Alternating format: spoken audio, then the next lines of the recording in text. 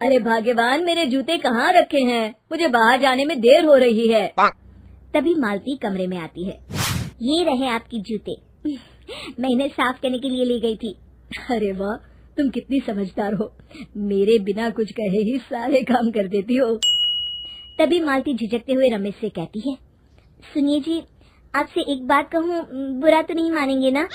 अरे नहीं नहीं, बेफिक्र होकर कहो। शादी से पहले मैं अपने मायके में नौकरी करती थी। मैं चाहती हूँ कि अब मैं फिर से नौकरी करना शुरू कर दूं। वैसे भी सारा दिन घर में बोर हो जाती हूँ। देखो मालती, तुम्हारे नौकरी करने से मुझे कोई ऐतराज नहीं है, लेकिन तुम्हें एक बात बता दूं, हमारे खानदान में आज तक कभी किसी औरत ने नौकरी नहीं की। फिर भी एक बार तुम माँ से पूछ कर देखो, अगर वो तुम्हें नौकरी करने की इजाजत दे देती है तो अच्छी बात है। रमेश वहाँ से चला जाता है। फिर उसी शाम मालती अपनी सास के पैर दबा रही होती है।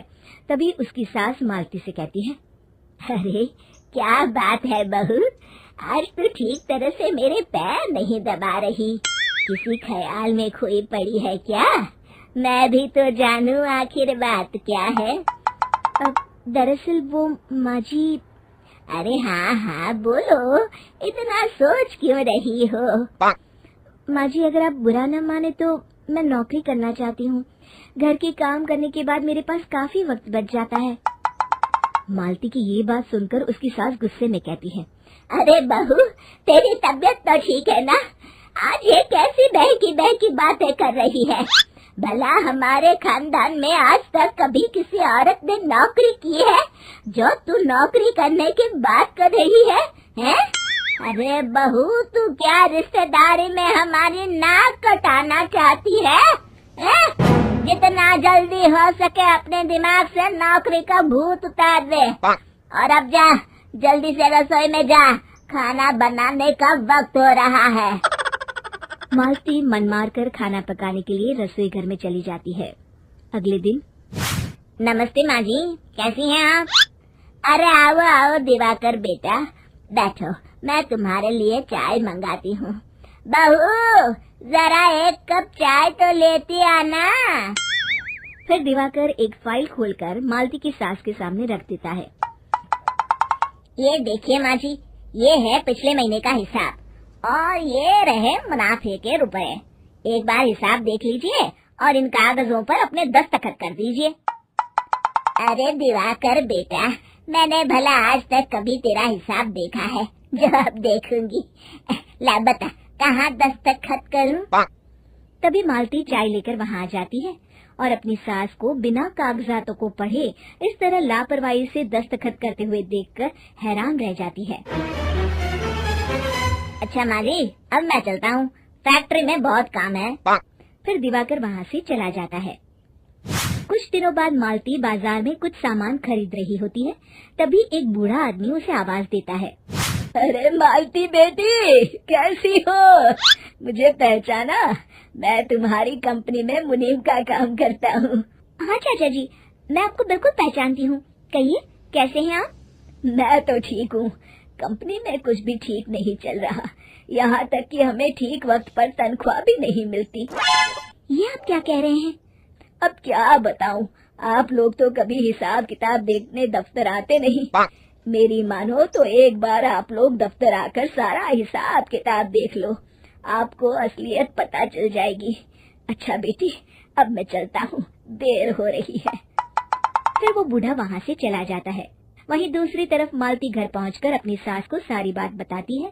तभी वहाँ रमेश भी आ जाता है, लेकिन मालती की सास मालती की किसी भी बात पर विश्वास नहीं करती।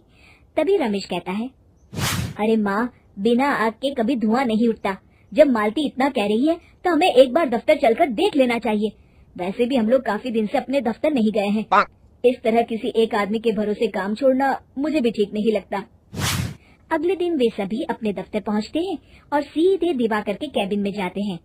अचानक सबको एक साथ देखकर दिवाकर चौंक जाता है। अरे माँ जी, आप सब लोग अचानक यहाँ कैसे आ गए? अगर कुछ काम था तो मुझे एक फोन कर दिया होता, मैं आपके घर आ जाता। तभी मालती की सास कहती है, अरे दिवाकर बेटा, आज मैं हिसाब देखने दफ्तर आई हूँ, जरा मुझे पिछले 6 महीनों का हिसाब दिखाना तो बेटा। दिवाकर घबराते हुए हिसाब की फाइल मालती की सास को देता है। मालती की सास फाइल लेकर मालती को देती है और कहती है, ले बहू, देख ले हिसाब। मालती फाइल को बड़े गौर से देखती है और अगले ही पल उसे सारी गड़बड़ी समझ में आ जाती है। वो अपनी सास से कहती है, माँ जी, मुनीम चाचा बिल्कुल सही कह रहे थे।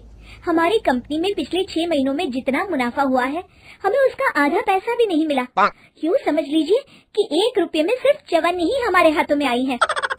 मालती की बातें सुनकर मालती की सास गुस्से से दिवाकर को पूछती है, क्यों दिवाकर, मेरी बहू जो कह रही है वो सच है? दिवाकर समझ जाता है आज उसका भांडा फूट चुका है। वो गिड़गिड़ाते हुए कहता है, मुझे माफ कर दीजिए माँ जी, मैं पैसों के लालच में अंधा हो गया था। अरे वाह दिवाकर, तू तो एक नंबर का चोर निकला। इतने दिनों से मैं तुझ पर आंख बंद करके भरोसा करती रही और तू मुझे ही चुना लगाता रहा। अभी के अभी निकल यहाँ से और दोबारा अपनी शक्ल मत दिखाना। दिवाकर वहाँ से भाग जाता है। मालती की सास मालती को शाबाशी देते हुए कहती है, बहू, आज मैं समझ गई कि पढ़ाई लिखाई हमारी जिंदगी में कितनी जरूरी है। मैं बहुत किस्मत वाली हूँ जो मुझे तुझ जैसी बहू मिली है। शिक्षा, पढ़ाई लिखाई का इस्तेमाल सही जगह करके हम दुनिया में बहुत कुछ बदल सकते हैं।